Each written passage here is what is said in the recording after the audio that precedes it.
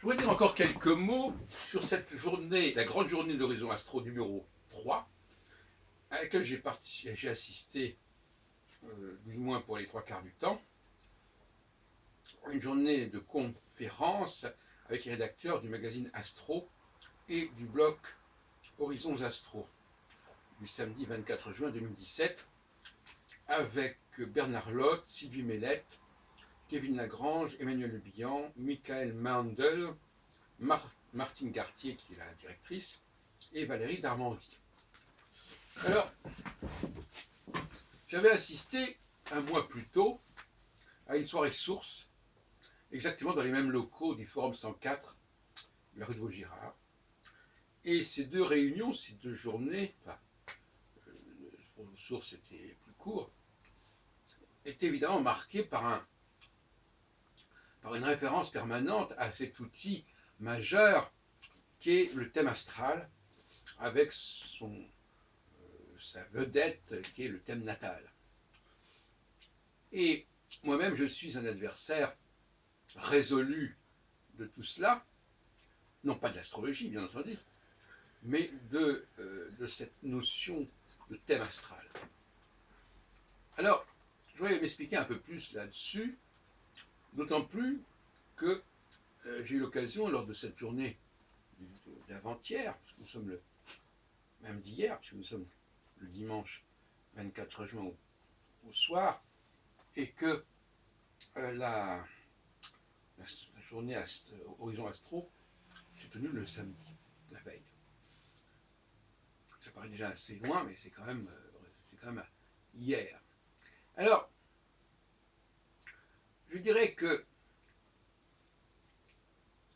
le thème astral, de plus en plus, m'apparaît comme une sorte de substitut de la réalité.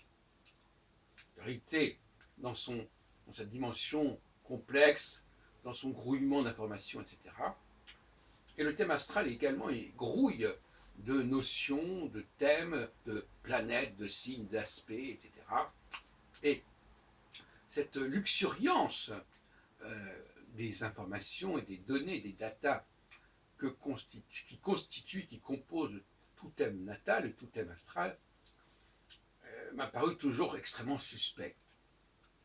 Mais il est assez clair désormais que véritablement le thème astral se substitue à la réalité. C'est-à-dire que lorsque je dis par exemple que quand je parle des cycles au mondial, je dis bon, ils peuvent prendre des formes diverses et jouer sur des personnages extrêmement différents.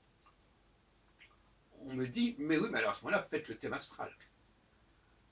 C'est d'ailleurs ce que la position de Michael Mandel, qui a fait un très long exposé, que je n'ai filmé d'ailleurs que très partiellement, et très indirectement, si on peut dire, à savoir qu'il faut articuler, d'après lui, j'en ai déjà parlé dans la précédente vidéo, il faudrait articuler d'après lui les grands cycles, Uranus, Pluton, Neptune, Pluton, etc., avec le thème natal de tel et tel personnage célèbre qui s'est illustré justement et qui serait porté en effet par ces cycles. Moi, je suis totalement opposé à cette méthodologie qui, en fin de compte, entretient un rapport virtuel avec la réalité. Parce que, pour moi, l'astrologie du réel, c'est une astrologie simple. L'astrologie du virtuel, c'est une astrologie complexe. C'est un peu normal. Parce que l'astrologie du réel, elle nous parle de phénomènes aussi cycliques que le jour et la nuit, que les 4 saisons. Donc c'est des choses simples. Maintenant, comment les gens vivent le jour et la nuit et les 4 saisons, ça peut prendre des formes extrêmement diverses dans lesquelles l'astrologie n'a pas à aller se mêler. Justement, tout le problème est là. L'astrologie dépasse les bornes de son domaine. Donc, il faut que vous sachiez, n'est-ce pas, que quand on enfouit, quand on accumule des données, c'est une façon de nier la réalité la plus évidente. la plus simple. Méfions-nous de la complexité, c'est la forêt qui essaie d'occulter l'arbre, si on peut dire, pour renverser l'adage. Donc, je suis de plus en plus convaincu que la croyance, cette forme de croyance astrologique, qui n'est pas la seule, cette croyance astrologique consiste en fait à dispenser le chercheur d'aller sur le terrain, d'aller se colter avec l'observation du réel, pour substituer à cette observation du réel le thème astral. Je crois que le diagnostic est désormais totalement avéré, et je le proclame de manière très claire, mais toutes les discussions que j'ai eues avec l'astrologue, d'ailleurs, généralement, sont très révélatrices et très inspiratrices. Parce qu'ils développent, quand on les interroge, ils développent des arguments qui sont très révélateurs. Et donc,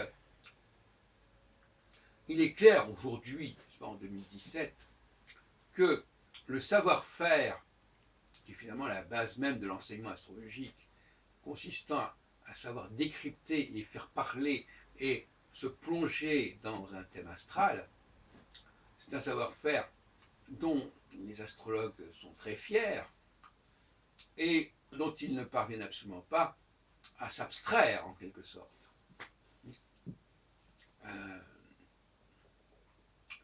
L'idée qu'il faille dialoguer avec d'autres savoirs, avec d'autres recherches, est insupportable. Là, comme si l'astrologue voulait tout contrôler avec son outil. Et que cet outil le dispense en quelque sorte de toute autre investigation, en dehors même du champ proprement astrologique tel qu'il le définit. Alors évidemment,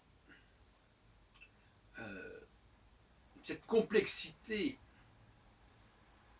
du thème astral, comme dirait Tintin, cette espèce de luxuriance, n'est-ce pas, des facteurs, les différents signes, les différentes planètes, mais les aspects aussi qui se combinent, tout ça. Il y a des astrologues qui finalement s'en trouvent très bien.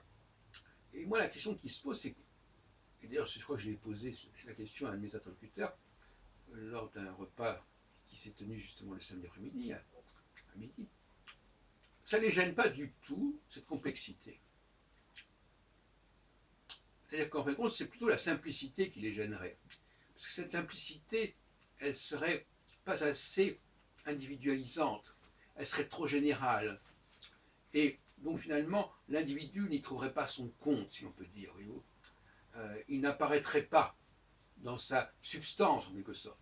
Et le thème astral, au contraire, ce fourmillement des facteurs du thème astral, c'est cela qui est réellement perçu comme une expression de la psyché. Et c'est un peu ce que pensait d'ailleurs André Barbeau, qui, tout en ayant écrit sur l'astrologie mondiale, a produit, au début des années 60, de la psychanalyse à l'astrologie, où il prétend que le thème astral, peut-être qu'après il a changé d'avis, j'en sais rien, est un outil merveilleux pour appréhender la complexité du psychisme individuel et des traumatismes et des problématiques individuelles. Moi j'ai toujours pensé, au contraire, que toute approche individuelle était hors des limites, off-limits de l'astrologie, et qu'il fallait laisser l'astrologie dans le global. Alors, cela dit, d'ailleurs je réponds souvent, mais regardez Freud par exemple, il a élaboré son complexe d'Oedipe, qui est une notion très générale, et libre à chacun de l'appliquer à des cas particuliers. Mais ça ne suffit pas aux astrologues, ça. Pas du tout suffisant. Parce que la notion d'application à des cas particuliers, elle passe aussi par l'astrologie, passe aussi par le thème astral, alors que la théorie freudienne, elle implique, bien entendu, un travail sur le terrain, avec le client, avec le patient, avec le praticien. Mais ce travail-là, il est au-delà du champ de la psychanalyse. De la même façon, pour moi, ce qu'on appelle le baromètre astrologique, c'est un élément fondamental qui doit être complété, bien évidemment, par toutes sortes d'applications concrètes sur le terrain.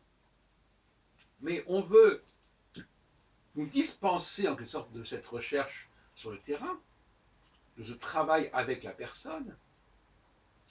C'est évidemment un travail bien complexe, en effet, en soi, grâce au thème natal, grâce au thème astral. Et donc je crois que là, il y a un divorce absolument évident, parce que le savoir-faire n'est pas le même, voyez-vous. Ceux qui savent à merveille à interpréter un thème astral, si on leur enlève leur joujou, ben, ils vont être complètement nus. Parce que je leur dis, ben, écoutez, voilà, vous avez un schéma très général, avec des cycles dans un nombre très limité d'ailleurs, et ben, vous n'avez qu'à rencontrer les gens, les recevoir, et voir avec eux comment ce cycle a fonctionné dans leur vie. Alors là, il y a un problème de modèle, mais là aussi on juge sur le mot modèle. Moi je dis, il faut un modèle unique. Il faut un modèle unique et simple. Alors, un de mes interlocuteurs répond, mais le thème à l'astrologie est un modèle unique. Elle est un modèle unique, sauf qu'elle est d'une telle diversité que, comme disent d'ailleurs eux-mêmes les astrologues, chaque thème est différent, et donc chaque thème est unique. Donc qu'est-ce que raconte cette sorte de modèle unique? Non, l'astrologie n'a pas un modèle unique. Bon, ça se saurait. Elle a au contraire une myriade de modèles, et donc chaque fois qu'on interprète un thème, on utilise un modèle différent. Donc on ne valide pas le même modèle, puisque chaque fois la problématique est différente. Donc un astrologue peut avoir travaillé avec 500 thèmes différents, il n'aura pas validé un quelconque modèle, puisqu'il aura travaillé sur 500 modèles différents. Par contre, si avec moi, l'astrologue travaille avec le baromètre astrologique, ce baromètre astrologique, il ne change pas, il ne bouge pas. Il passe par des phases qui sont bien connues, qui ne posent aucun problème, qui sont bien définies, mais il ne bouge pas. C'est vraiment le jour et la nuit, il n'y a aucune commune mesure. Donc les astrologues se targuent comme ça d'utiliser des mots dont ils changent totalement le sens.